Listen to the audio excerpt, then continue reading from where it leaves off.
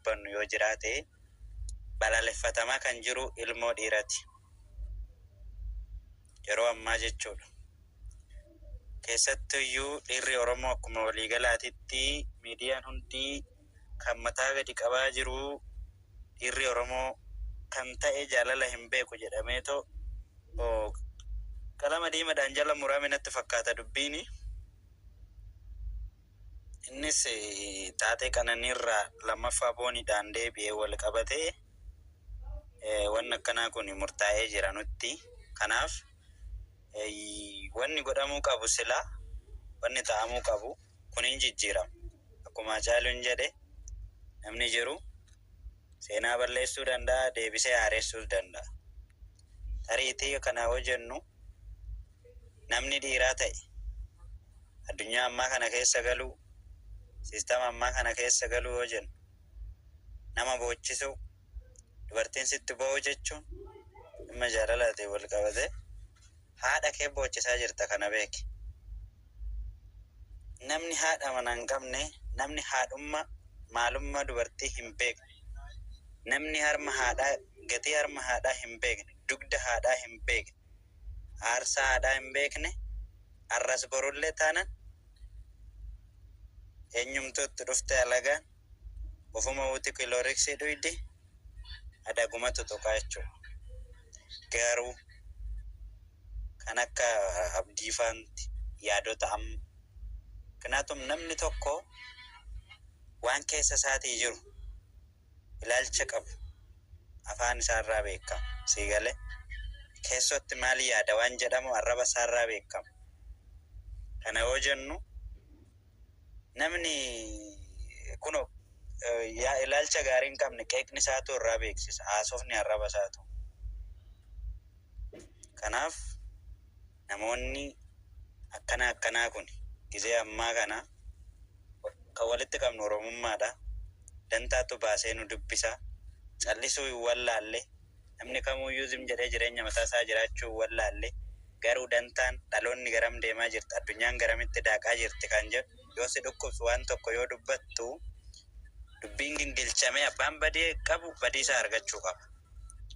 Abbaan jireenya isaa jiraachuu qabu jireenya isaa jiraachuu qaba. Kana yoo jennu fakkeenyaaf akka waliigalaatitti intala dubaraa biyya Arabaa jirtuun isheen bultii keessa jirtus isheen ganaa bultii godhachuuf deemtus walitti qabnee ta'u gaafa birrii dhiiratti hin erginii jennu kan kana dhaga'ee daa'ima ji'a ja'a harmarratti harma irraa qabee ta'u biyyaa ba'e dubbiin gaafa biyyaa deeman achi ga'an akkasii miti irraaffatee daa'ima ofii gatee bultii ofii gatee dhugaa jiruu dubbanne jechuudha. Kanuma dhaga'ee miidiyuumarraa kana dhaggeeffate kan bultii ofii diigaa jiru jireenya ofii balleessaa jiru baay'ee jira jechuudha. Akka fakkeenyatti mucaa wayii naannoo waggaa 7 waggaa 8 wajjiniin jiraachaa turanii magaalaa Duukam keessa kan siraa wajjiniin Afrikaa irra turan. Isheenis ilma hiyyeessaa innillee ilma hiyyeessaa ilma waan tokko hin qabnedha. Garuu walitti jiraachaa turan. Akka ta'an taanii Waaqayyo gargaaree mucayyoo sun daa'ima godhatte daa'ima san waggaa 1 irraa deemte gaafa deemtu murteen ishiin laatte paaspoortii diimarra chaambaan diiman jira murteen ishiin laatte chaampuma diimaa sana jechuudha. Diigdee jirti jireenya ishii. Har'a inni daa'ima wajjiniin jireenya magaalaa Duukamirra jiraachuu miti jireenyota magaalaa xixiqqoo baadiyyaatti irraa iyyuu jiraachuun kan ulfaatu kana keessatti bultii ofii gatte dhiistee jirti jireenya biraa keessa seentee jirti jechuudha. Argite? Kuni maaliin dhufee akka waliigalaatti gaafa walitti qabamee haasaa namni tokko haasa'u mana haasaa jedhee ta'u gadi fuudhee dhiiratti birriin erginii dhiirri hundi balleessadha dhiirri hundi dogongoraadha jennee gaafa dubbannu obboleettiin keenya isheen dubaraa bultii ofii dagattoo maal jedhamti gaafsanii kan jedhullee yaadaa deemuun waan kana bakkee kanatti sirreessaa dhaloota gorsuun akka fakkeenyatti abdiin kaasee jira. Rabbirraan illee kaasee bu'ee wantoota akkasii sanitti fayyadamuu qabaata dhaloonni kanan jechuu barbaadu. Ani akka fakkeenyatti namoota bultii ofii qabatanii deemaa jiran bar namni birrii arabaa dhuftu gatii ishii beeku bootaa qabsiisaa jirullee jira barnu keessa Oromuma keessa unkaan dabaleetu dhagaatti bu'ee mukatti bu'ee gara fidee isattuu dabaleetu kan bultii ofii cimsachaa jiru jira. Isaan fakkeenya maaf hin godhan? As deebitee immoo ati ijoolleen keenya shamarranii biyya Arabaarra jirtan dafqa keetitti nama barandaa irraa fuutee mana jimaa, mana shishaa, mana haraqee bakkee akkanaati fuutee diraamaa tokkotu jira. Asiin durallee dubbadheen ture. Maaltu jira nu keessa isinitti fakkaate? Intala takka nama sadii naasofsiisanii namni lama miin jedha laal maal godhaa hiriyaa kooti jedhaani hin barsiisa. Gaafa ji'a tokko booda fiilmii jammaran. Isa asiin nukkubaa paantii waan bitattuun hin qabu, waan rifeensa murattuun hin qabu, waan maalii ta'uun hin qabu jedhan mataa jinkuu garaagarana. Dura namummaa ofii akka mataa jinkuu garaagarana. Rabboo deddeebisaa jira.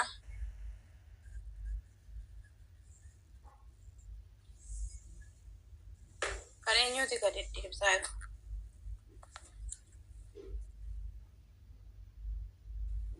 Sagaleen maal ta'e natti deebi'e.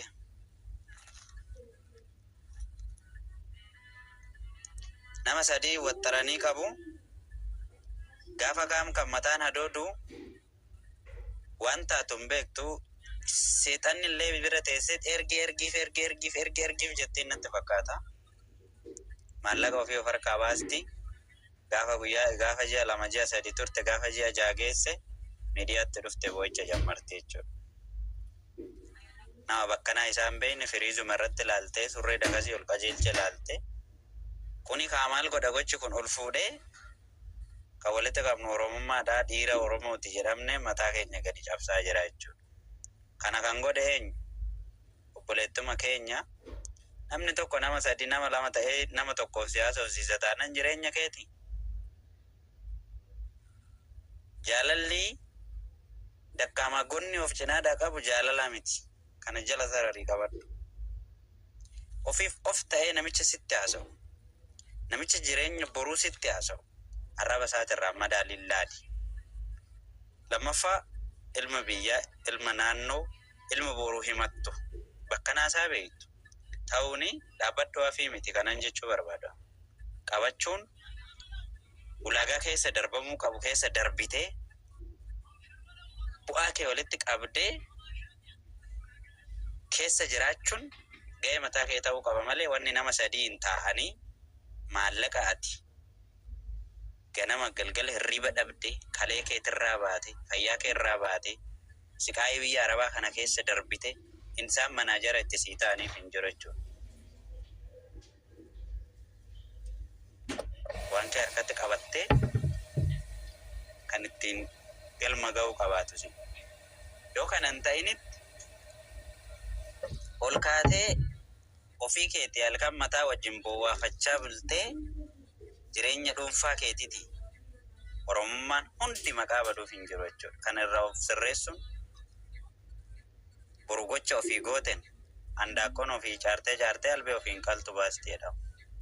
Gocha ofii keetii gooten waan ofii keetii balleessite boru dhuftee miidiyaatti boru dhuftee maqaa hawaasa bal'aa wanni badii keetiiti jireenya dhuunfaa kee badeef maqaan baduuf hin jiru. Of sirreessitee shifeerri makiinaa tokko lubbuu nama 28 lubbuu nama 12 lubbuu nama meeqaa baatee kan deemu ati jireenya mataa keetii shifeera itti taatee jiraachuu gaafa dadhabde Oromummaa wanna maqaa baduuf hin jiru. Bakka kee argachuu qabdi. Isin warri miidiyaatillee jalqaba namni tokko dhufee yoo boo'u Ana asin na muree achiin na qurtee asin akkana na godhee achiin na buuse dura maal balleessite? Badiin kee maali? Hanqinni kee maali? Tarkaanfiin ati godhaa turte maali? Kan jedhu irraa ta'uu qaba. Gannana sagaleetu na bira jira. Fakkeenya dhiisi kan dhiira ormaa dhiisi. Nuni dubartoonni halagaadha. Dhiirri gaafa jireenya keenya keessa dhufu halagaatu fira sii ta'a. Kan dhiiraa dhiisi. Kakaleessa baatee mana mubaarakitti ilma maallaqaaf jecha obboleettii waggaa 10 hojjettee mana ijaarratte mana ishee fudhachuuf jecha haadha isaa akka isheen duutu godheeru. Mee sanarraa maal jetta? Keenya dhiisi kan abbaa manaa haadha manaa gaa'ela fidaalee dhabu sana already barree jirraa kan hin barree immoo abartoonni asirraa iyyaa jira. Taabii godhaa gaas ganuna quufi dhugaa waaqayyo. Mee taab koppilinki tolchaan. Wabii taabiin kuma galee koppilinkiin kuma galee natti mul'atu baay'ee. Koppilinki kuma galchitanii ittuma hin galchin. Hin galle masi. Hin galle masi. Mee qarra jiraan. Tamara jira. Bakka uummanni jechaa jira. Yoon bahee homaa eenyu namni akka kanaa. Ishoo haadha. Jalla taataabii tuqaanu.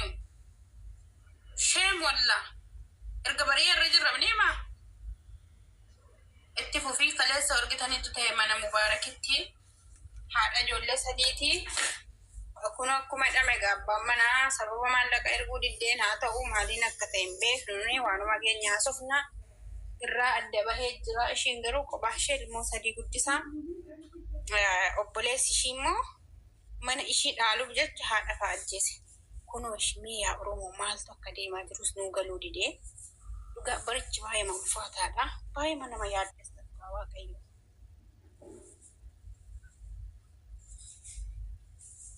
Namni gadi caqasaa.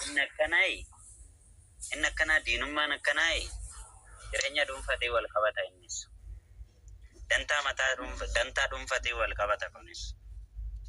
Namoonni keessan jiraadha jettee ittan jiraadha ofiifan jiraadha jettee nama miila kee dakana jirurra kaatee hanga mataa kee oliititti namoota dagaaganii jira. Miituu biqiltuu ofii gaditti dhaabde harkuma keetiin kunuunsitee deebi'ee gaaddisa sii ta'a sila. Namoota sadarkaa dadhabbina dakkaamaa gonni isaanii yaadan odoo hojjetan maallaqa ofii of harkatti qabachuu hin dandeenye. Odoo hojjetan dafqa isaanii qabachuu hin dandeenye. Sila maal ta'uu qabaata? Karaa qotuuf hin qabnu bara Oromoo. Akka inni badu faallaa karaa qotuuf hin qabnu sila. Akka nama ajjeechaa gochuu miti sila. Lubbuu balleessuu miti sila. Nama dakkaamaa gonni qaban gorsuu danda'u ni qabaatta. Qajeelchuu danda'u ni qabaatta. Ani siin jedheen ture bar waan kanarra. Namni haadha isaa gatii harma haadhaan beekne dugda haadhaan beekne aarsaa haadhaan beekne jireenyaan ta'u inni dhiiraa miti. Isa of keessaa baasuu qaba Oromoon. Baachuun qabduu jedha siistamni ammaatillee biyyi teenyallee. Namoota barandaa ta'anii qoosa. Namoota jireenya balleessaa jiran. Kan itti michoomee kan jala fiigee ofirratti goobsee booda immoo itti deebi'ee lubbuu itti dhabu numa. Ijoollee makeenya obbolaadhuma keenya shamarraniiti. Sinii haa galu. Botaa keessan hin beektan. Gatiin keessa wuddii akka ta'e hin beektan. Sii gala. Namni tokko arraba damma dibatee garaa dhagaa godhee sii dhufa. Fiilmii sirratti hojjetee sii dhufa. Ati hunda qortee adda baastee kan sagal murtee kurnaffaatti kan murteeffatu si mari'attee maal taatee odoon ta'in garaa keetiin bara. Murtee kan furachuu qabu jireenya mataa keetiitti ati ofii keetiin dhaabbatteeti. Yeroo itti kenniteeti. Eessayyuun nafu.